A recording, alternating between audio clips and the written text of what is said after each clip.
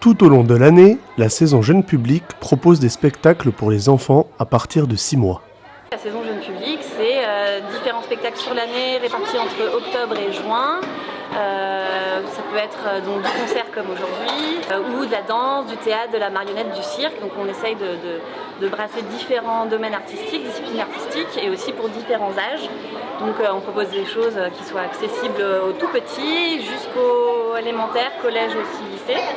L'idée c'est de pouvoir proposer des spectacles tout public, donc pour adultes et pour enfants, mais accessibles aux plus jeunes. Là on a des primaires, avec nous.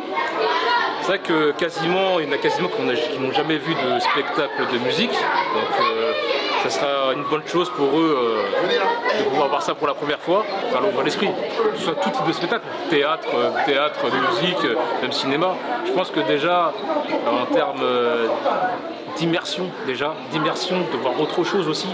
Surtout quand par exemple les parents n'ont pas la possibilité de les amener parce que voilà, ils travaillent ou quoi que ce soit.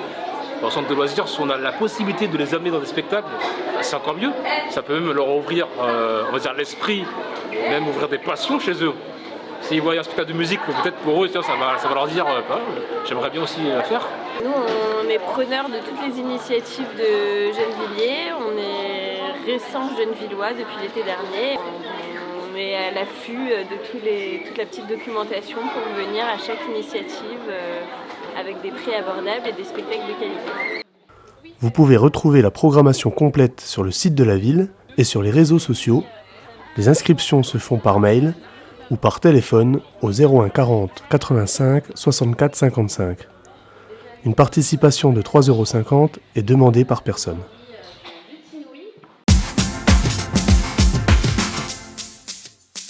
On va apprendre à se parler avant de se taper dessus, si je peux résumer ainsi. Voilà à quoi pourrait se résumer le projet de l'école élémentaire des Grésillons A.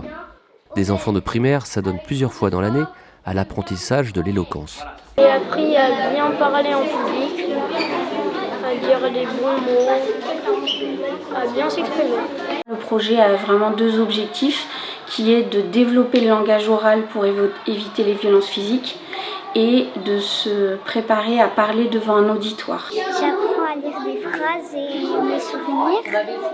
Ce temps existe depuis 3 ans maintenant, à la suite de violences qui ont eu lieu dans l'école et dans le quartier. Un slameur et formateur en éloquence s'est joint au projet pour donner des pistes, pour mieux s'exprimer et être à l'aise. On aide les enfants à prendre la parole devant un public de plus en plus large au fur et à mesure de l'année. Et on les aide à libérer leur créativité et leur énergie et à prendre confiance en eux. Le sport, c'est bon pour le corps, on devient endurant et fort. Ah, moi j'adore le hot dog et les sucres d'orge. Et le vrai gain pour moi, c'est en termes d'estime de soi. C'est-à-dire qu'au démarrage du projet, ils ne se sentent absolument pas capables quand on leur parle de salle des fêtes, de 700 personnes.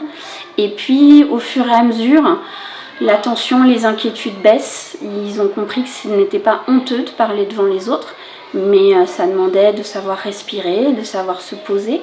C'est ce que tu as fait qui est drôle, donc les gens rigolent parce que tu as fait ça. Tu vois ce que je veux dire? C'est pas de toi qui rigole, ok?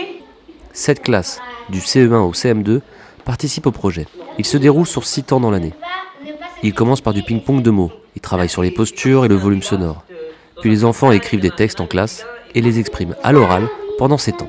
Apprendre à parler devant un public, ça va leur être utile toute leur vie, que ce soit dans leur scolarité, et puis même par la suite, ou même dans la vie quotidienne. C'est une compétence qui est aujourd'hui indispensable. Voilà, bien! On doit m'entendre bien, d'accord? Vas-y, refais. Vas-y.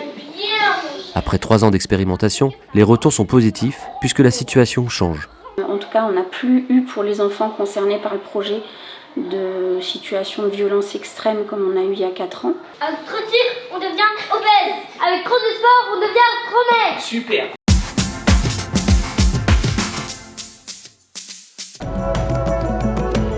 Cela fait 15 jours que l'épicerie asiatique Feng Market a ouvert ses portes avenue de la Libération.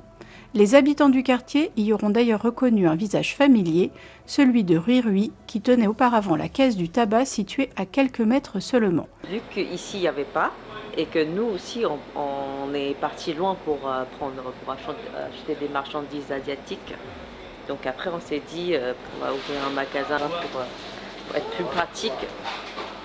que là, ici à Gennevilliers, si on va à Paris, ça prend beaucoup de temps.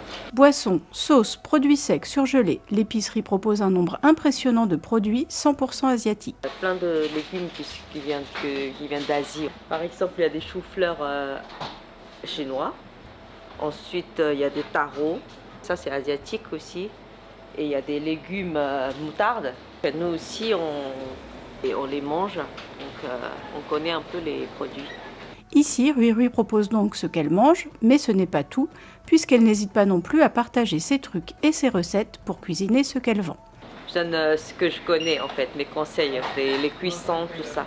L'épicerie est ouverte tous les jours de 9h à 20h.